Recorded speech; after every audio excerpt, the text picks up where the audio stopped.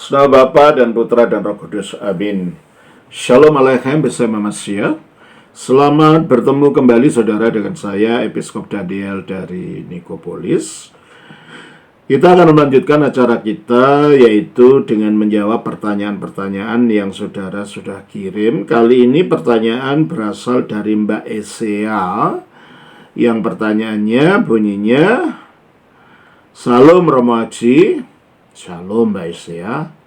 Izin bertanya mengenai 1 Korintus 11 ayat 4-7 dan coba bacakan 4-7. 4-7. Tiap-tiap laki-laki yang berdoa atau bernubuat dengan kepala yang bertudung menghina kepalanya. Tetapi tiap-tiap perempuan yang berdoa atau bernubuat dengan kepala yang tidak bertudung menghina kepalanya. Sebab ia sama dengan perempuan yang dicukur rambutnya. Sebab jika perempuan tidak mau menudungi kepalanya, maka haruslah ia juga menggunting rambutnya. Tetapi jika bagi perempuan adalah penghinaan bahwa rambutnya digunting atau dicukur, maka haruslah ia menudungi kepalanya. Sebab laki-laki tidak perlu menudungi kepalanya. Ia menyinarkan gambaran dan kemuliaan Allah, tetapi perempuan menyinarkan kemuliaan laki-laki. Ayat 10. Sebab itu, perempuan harus memakai tanda wibawa di kepalanya oleh karena para malaikat. Ayat 13. Pertimbangkanlah sendiri, patutkah perempuan berdoa kepada Allah dengan kepala yang tidak bertudung? Ayat 14. Bukankah alam sendiri menyatakan kepadamu bahwa adalah kehinaan bagi laki-laki jika ia berambut panjang? Ayat 16. Tetapi jika ada orang yang mau membantah, kami maupun jemaat-jemaat Allah tidak mempunyai kebiasaan yang demikian. Oke.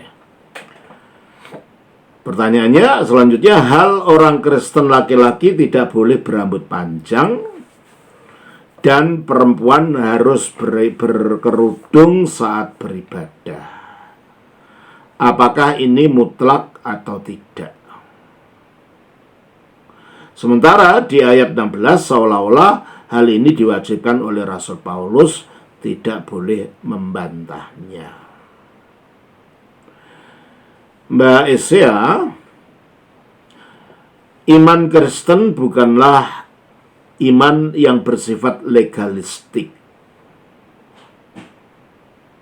Memang ada hukum yang harus diikuti, tetapi bukan karena hukum itu kita diselamatkan.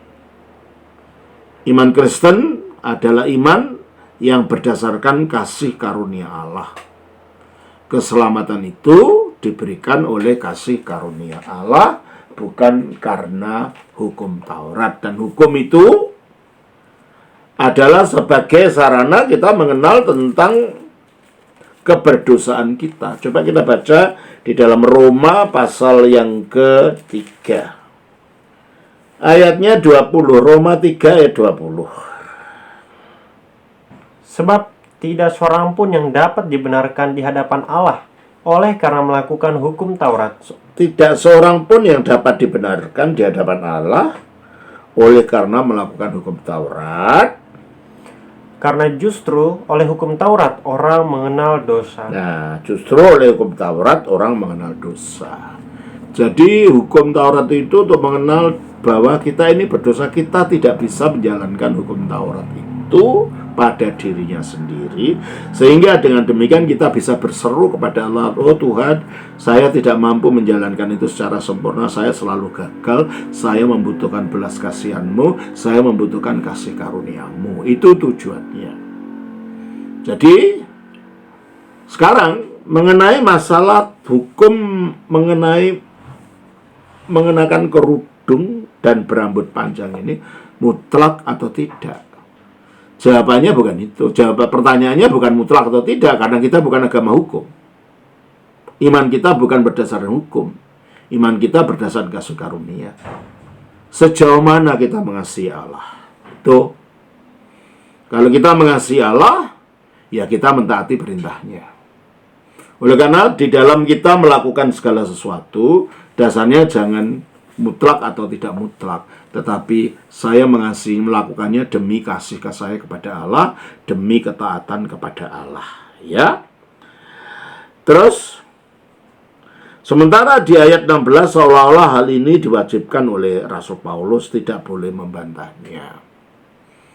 Ya, kalau memang itu ketetapan ilahi, kenapa harus dibantah? Nah, kalau kita memang cinta kepada, seperti kalau anak itu sayang pada ibunya, pada bapaknya, dia tidak akan membantah apa yang dikatakan oleh bapak ibunya.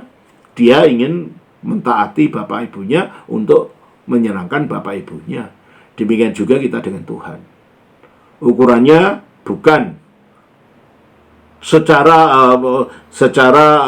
legalistik begitu, tapi ukurannya adalah cinta kasih. Semua yang kita lakukan di hadapan Allah adalah dasarnya cinta kasih.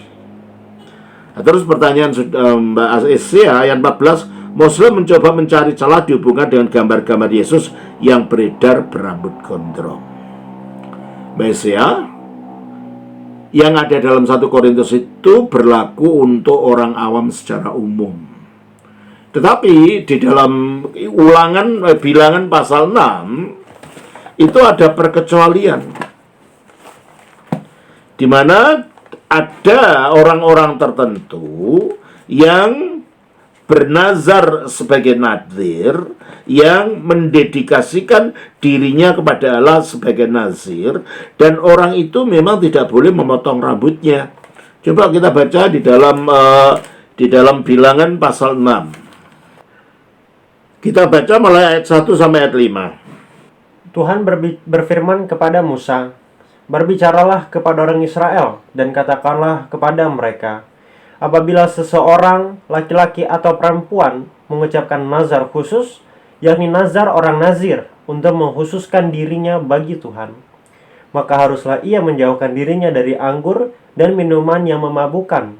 Jangan meminum cuka anggur atau cuka minuman yang memabukkan, dan jangan meminum sesuatu minuman yang dibuat dari buah anggur, dan jangan memakan buah anggur baik yang segar maupun yang kering.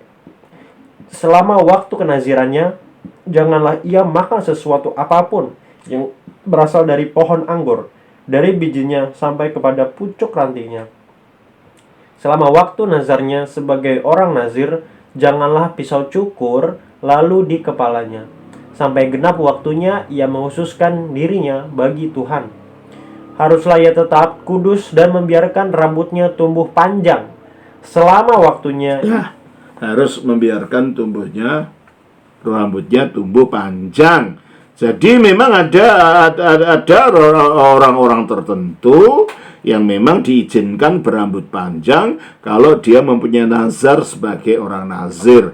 Kelihatannya Yesus nazir itu mendedikasikan dirinya pada Tuhan. Kelihatannya Yesus meskipun tidak nazir dalam pengertian konvensional, tetapi dia mempersembahkan dirinya untuk Bapa. Hidupnya hanya untuk Bapa. Dengan demikian dia memang semacam orang nazir. Oleh karena itu, kalau dia memang semacam orang nazir, maka menurut bilangan ini, dia memang harus rambutnya panjang. Jadi harus dibedakan mengenai rambut panjang untuk orang awam, dan rambut panjang memang orang-orang yang mempunyai nazar kenaziran kepada Allah. Begitu ya Mbak ya. Kiranya Tuhan berkati atas nama Bapa, Putra, Roh Kudus. Amin.